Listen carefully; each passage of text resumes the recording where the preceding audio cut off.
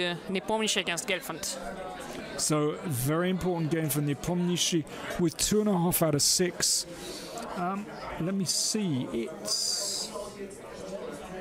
I'm trying to find the position. Well, it looks like a Najdorf. That's fun. Oh, Boris is back to playing the Najdorf. Excellent.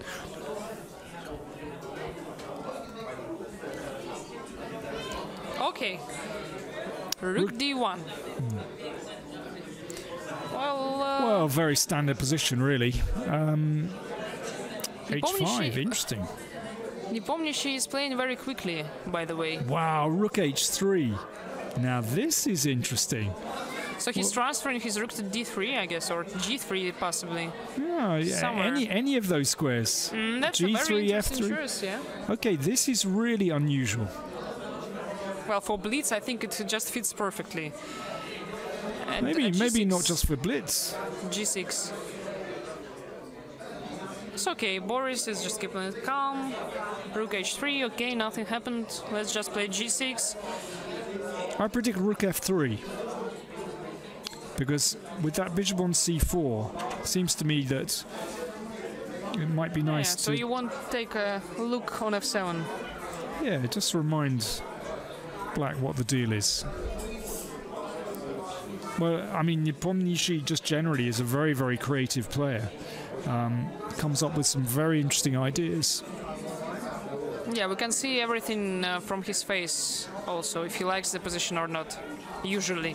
Really? Usually, yes. He's making so many different faces and, expressions. But now, okay, now he's concentrated. He's going to keep a complete poker face just for you after you've said that. No, I don't believe that. If something extraordinary happens on the board or he's not satisfied with his position, we will see it from his face. This is the player who absolutely cannot keep poker face. So that knight swinging round via D2, presumably via F1 to E3, and then getting in to D5. So pretty standard maneuver.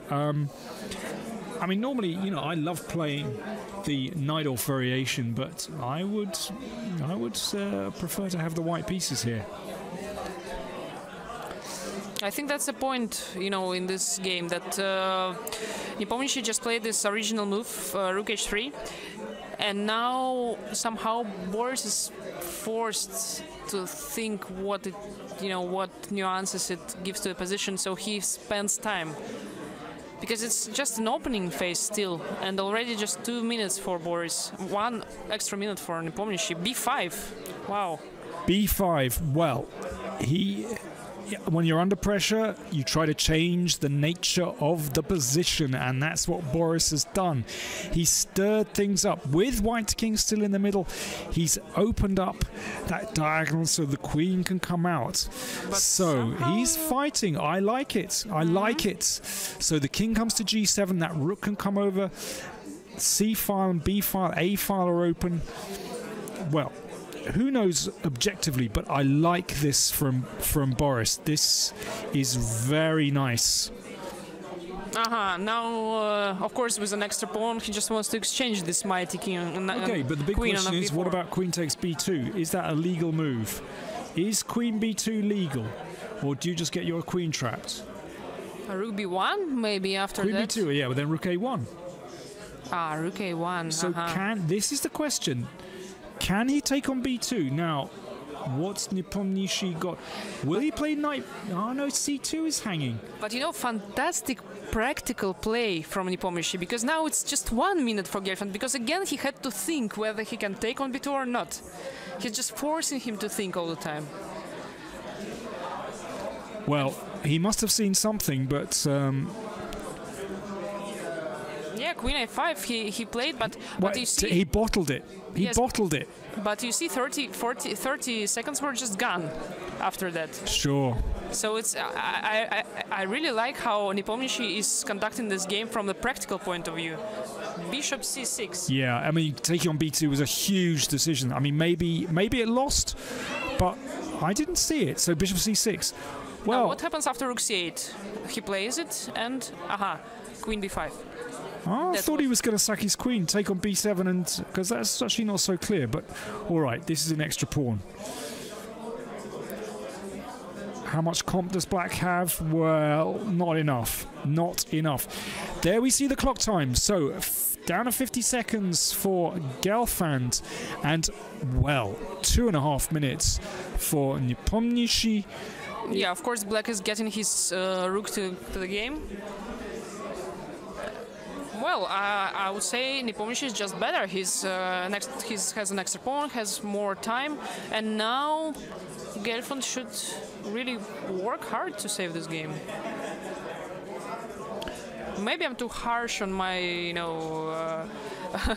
opinions about this position, but it just looks like it, Two bishops. Two bishops. It's still not so simple. Yeah, two bishops in open position, a good force, yeah. Well, it's that dark square bishop on e7, which has no opponent, which will come flying into the game. And don't write off Boris. No, never, never. You can never write off Boris. I mean, there were so many people who were writing him off for many years, like saying he's too old now for chess, and but look at Boris. He's just leading the Blitz tournament. Oldest man in the field, 48 years old. Can he do it? Before, okay, so he starts to run with his pawn. Meanwhile, Anand and Nakamura finished, and what they did. Okay, we will. Looks like a draw between Anand and Nakamura. Oh. Yeah, it's a draw between Anand and Nakamura. So yeah. I think that basically means. So we're going to get him back to this very important game. That basically means that Anand and Nakamura have secured their position in the top half of the tournament.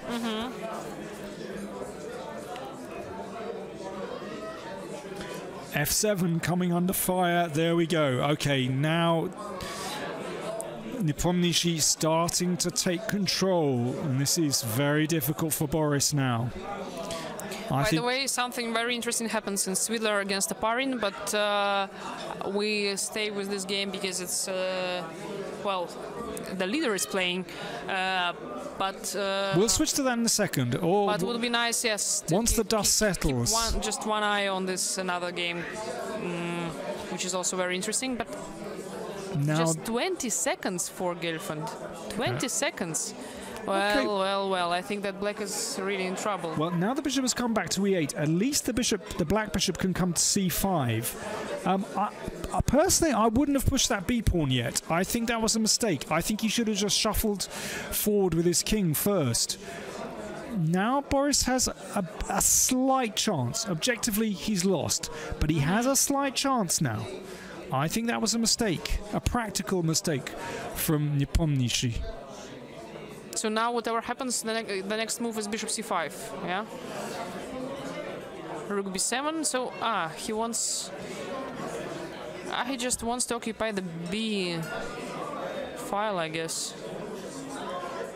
f5, well... Okay, that'll do. Basically, if he played bishop c5 straight away, then the knight could move. Okay, he needs to protect his e-pawn. Aha, b6, so he's pushing forward. Okay, bishop c5. No, bishop d8. That stops rook c7. That stops rook c7. Now he wants to play bishop. Now he wants to play bishop c6.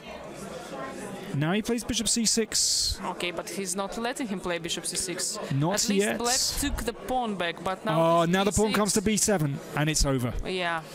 Yeah, b7. But look, it's like 8 seconds. Of course, with 8 seconds, it's very, very difficult to play this position. Aha.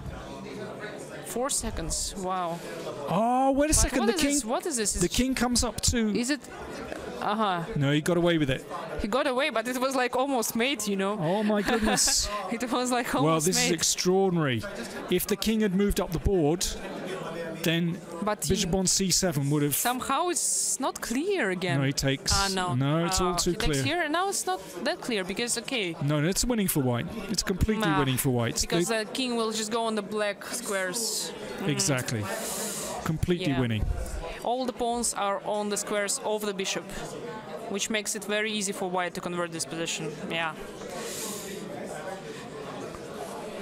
Yeah, now the king comes to f6 and that's over. Well, I would say fantastic game for Jan Nepomniachtchi.